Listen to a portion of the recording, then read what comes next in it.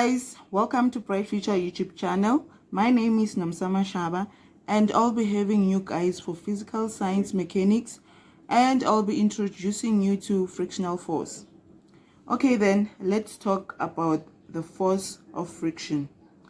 This is a resistive force that exists between any two surfaces that are in contact during motion. The force of friction is known to oppose the motion of an object and acts in the opposite direction to the object's intended direction.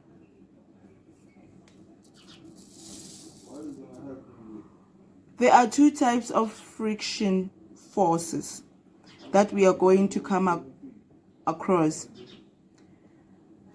The first one is when an object is at rest, it experiences static friction.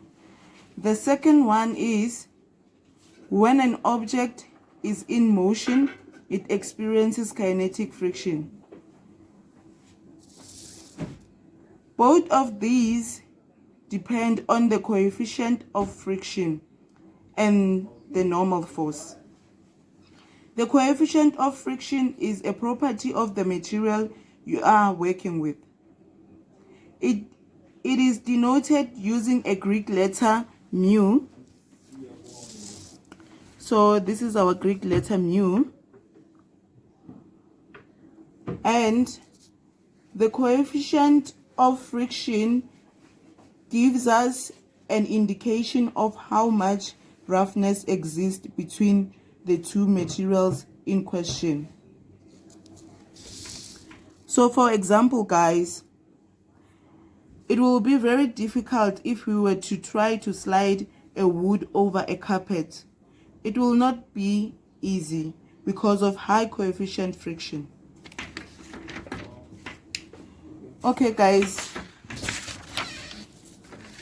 please note that the static friction between any two materials increases with increasing force being applied. This force, however, has a maximum value that must be overcome in order to make the object move. Once the motion of an object experiences a constant kinetic friction. Okay, for example, guys, let's okay, guys, for example, let's look at an example whereby a man is trying to push a box along the grass. When no applied force is exerted on the box, there is no static friction and the box remains at rest. Once the man starts applying force on the box, this will immediately be opposed by static frictional force in this opposite direction. This force is of equal magnitude to the applied force and thus will cause the box to remain at rest. However, guys, the static friction reaches its maximum value. Any force applied greater than this maximum will cause the box to move. The box will now experience kinetic friction, which does not change with changing applied force.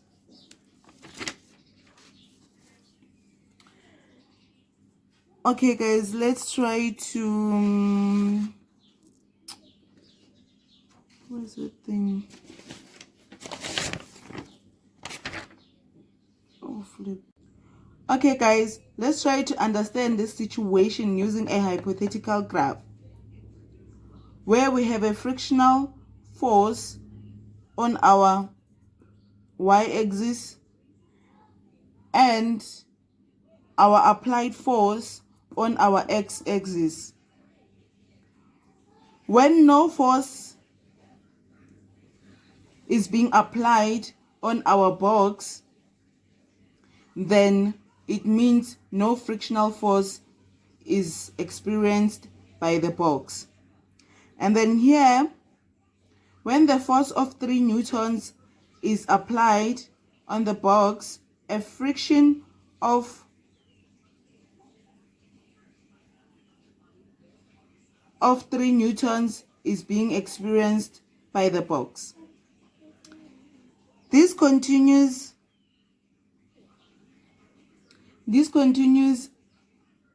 until we get to the force of about 8 newtons. So guys, then suddenly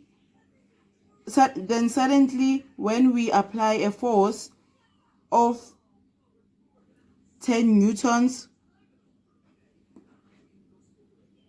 on the box, the frictional force becomes 7.9. When we apply a force of 12 newtons, the frictional force also becomes 7.9. And then this continues forever. Okay guys, so what we can obtain from this graph is that the straight line is the section where the box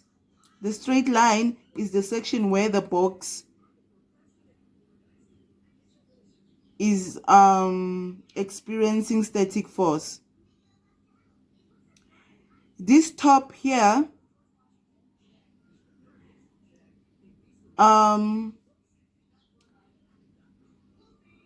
of 8 newtons is a maximum static friction,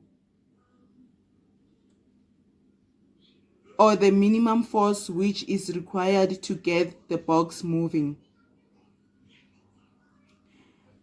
And this constant frictional force of 7.9 is the kinetic friction. Guys, please note that the kinetic friction will always be less than the static friction.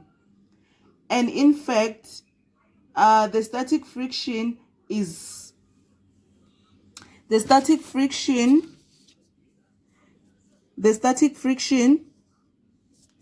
okay, let me use this.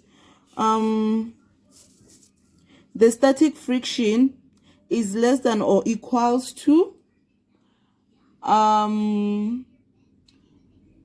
the coefficient of static friction times the normal force.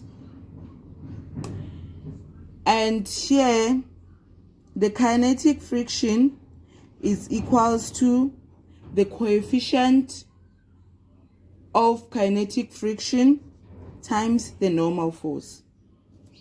Okay guys, let's take a look what happens when we are on incline. We already know all the forces that are acting or that will be on an incline. So guys, let's assume in this case our ball is in motion.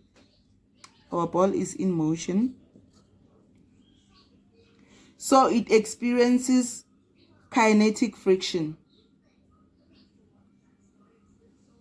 Recall that the kinetic friction is equals to the coefficient of kinetic friction times the normal force. However, in this case,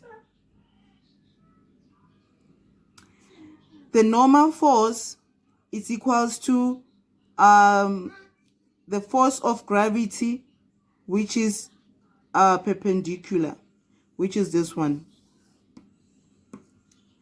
And then from there, we replace the Fg with mg cos theta, and we get the force, the force of kinetic is equals to the kinetic friction is equals to the coefficient of kinetic friction times the mass times gravitational acceleration, and then times cos theta. Okay guys, that's it for today's video. I hope you understood. Please, if you haven't understood, please leave a comment in the comment section below. And also guys, share, like, and comment the video. Don't forget to subscribe. Yeah guys, that's it. Stay blessed until we meet again.